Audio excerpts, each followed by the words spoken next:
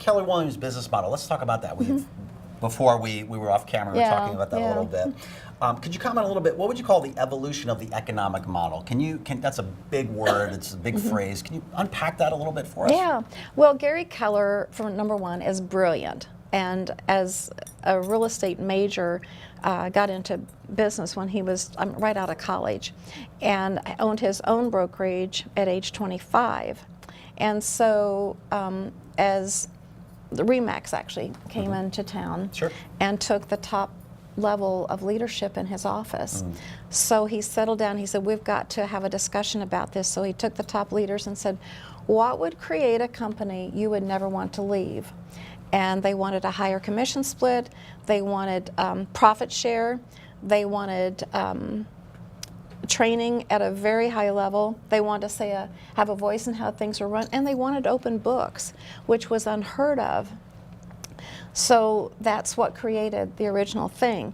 So as you look at the economic evolution of that, the traditional real estate company is very top down.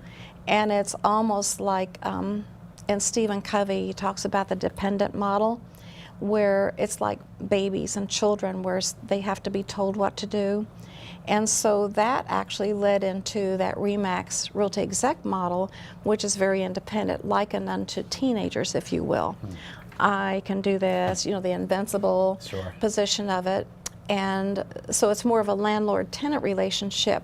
But what Gary created in that first Agent Leadership Council, which was the group of people who actually are like the board of directors in our company, created the model as it is today, which is interdependent, which is like working with adult children.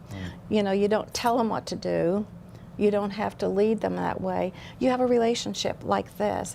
It's a one-on-one, and that is the essence of the Keller Williams model. That's brilliant. I mean, it's almost like there's a maturing in the industry that took place. Exactly. And he was very insightful to create that model. So what's been the results of that, the fruit of that, you think, from well, the the creation fruit of that, interestingly enough, went from his office in Austin, Texas, and now we are worldwide. When we became part of Keller Williams, there was less than 5,000 agents in the company.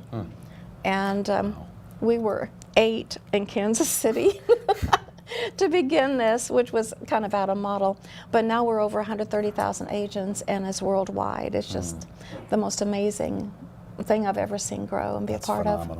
That's phenomenal. And what else makes up the agents call culture, and why do you believe this is one of the keys that's made it so successful? Talk a little bit about quote-unquote culture. In Keller Williams. You know, every entity has a culture. I mean, your group here has a culture. That's good.